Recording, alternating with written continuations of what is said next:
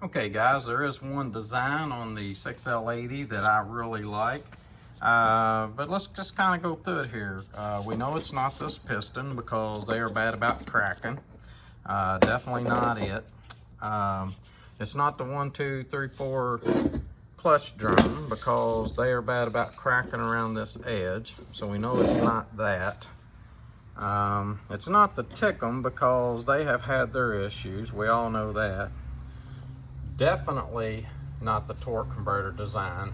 That is one of the worst designs, I would have to think.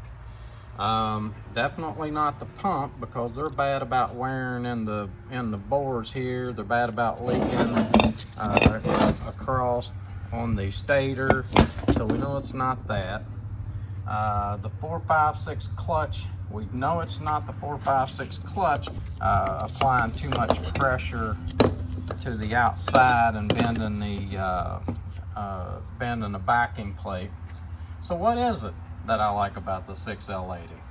Well, let me show you. Check it out, guys. Somebody got something right. Look at this snap ring that holds the front seal in. And I know you guys don't think this is a big deal because a lot of you new guys, you've seen this ever since you've been building transmissions, and it's not a big deal.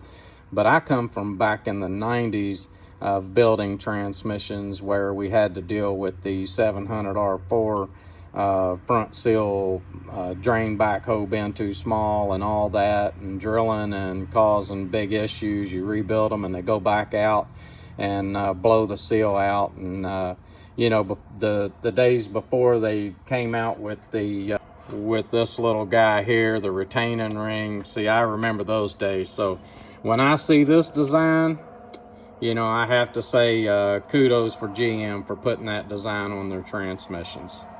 Thanks for watching, guys. This is Code Man's Auto.